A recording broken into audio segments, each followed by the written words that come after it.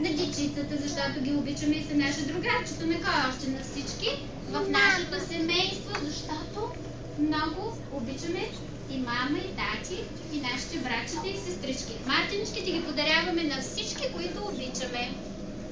Я ми кажете, защо идва баба Марта? Какво ни показва тя? Какво иска да изпъди? Какво казахме миналия път? През зимата е студено, има сняг.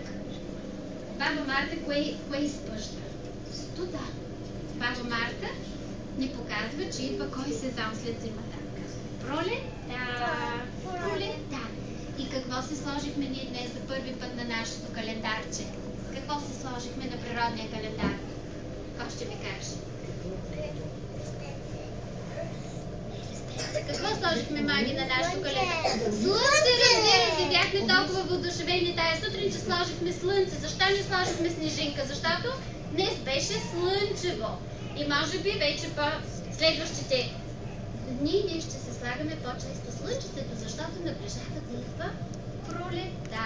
Но за този сезон ще се говорим по-нататък. Сега ще ви прочета едно стихче.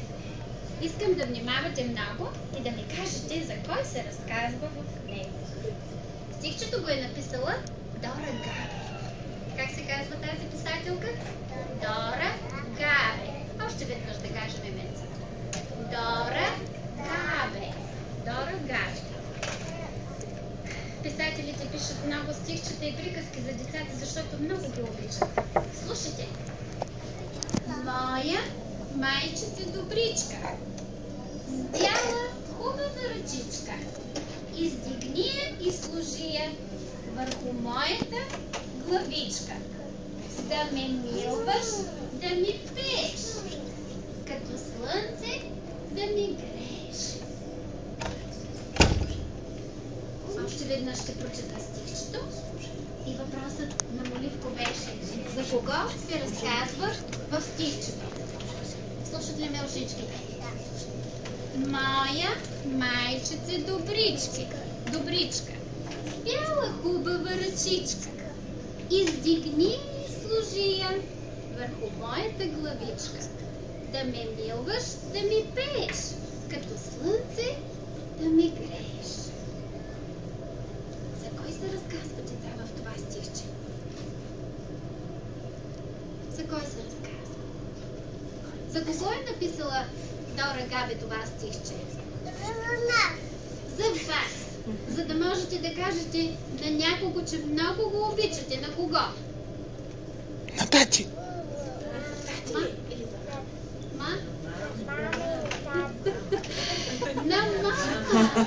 Дора Габе е написала това прекрасно стихче за децата, точно така, както каза Маги, за да кажат с това стихче на майките си колко много ги обичат. Деца, освен празника на баба Марта, кой празник да кажем? На кой празник празнувахме скоро? На мама! Хайде бе, постоянно ми казвате колко обичате мама. Кажете го толкова силно, колкото обичате мама. На мама! Хайде пак. На мама! Моливко ни е нарисувал тук една картинка. Той е Моливко, той обича, той не спира, зато е Моливко. Не спира да рисува. Искам да погледнете и да ми кажете какво е нарисувал Моливко на тази картинка. Какво правят всички тези хора според вас? Те имат празник и празнуват празника на мама.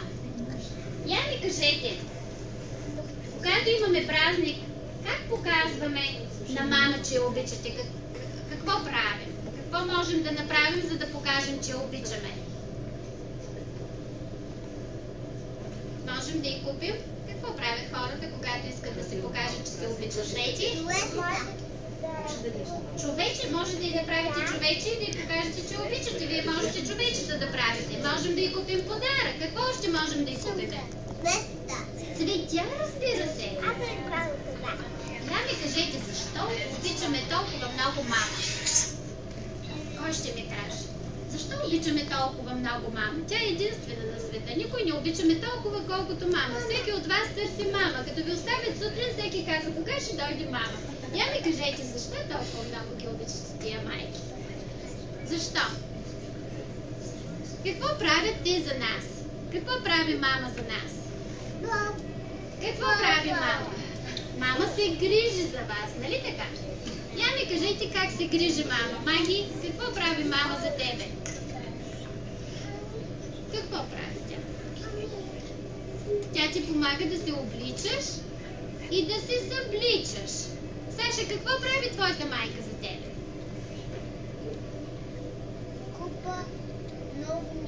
Тя ти купува много нови неща. Тя ти купува книжки, тя ти купува дрежки, тя ти купува моливчета. Защо? Защото много те обича. Пейти, какво прави твоята майка за теб? Мама готви! Мама готви! Мама много грижовна. Това правят всички майки. Мама ти готви. Защо? За да пораснеш здраво и добро дете. Не. Ще се разсеете, ще ги загубя. Така, мама готви. Тони, мама какво прави за теб, ядене? Готви също. И твоята майка, всички майки. Съгласни ли сте? Аз ще пусна песничката, която избрахме за мама, за да ги поздравиме. Първо да дойде всеки да му да. Аз ще мина да ви дам светчета. И сега ги нацелувайте, ги нагушкайте колкото искате. Твоята розичка е дай на тази, той ще даде на мама. За всички майки има. И за мен. За тебе, разбира се.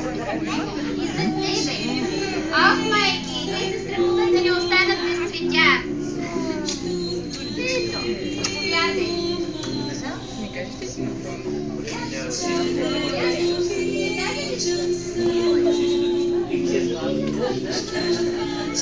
Разбира се, че може. Няма майка, която няма да получи пейте. Сега ще ти дай на баба. Тонинце, какво чакаш? Моята майка. Мамо. Чакай, тя няма. Нищо. Дръж пейтенцето, ще видим, ще го дадем. Ето. Я да видят. Всички деца ли получиха светчета? Останали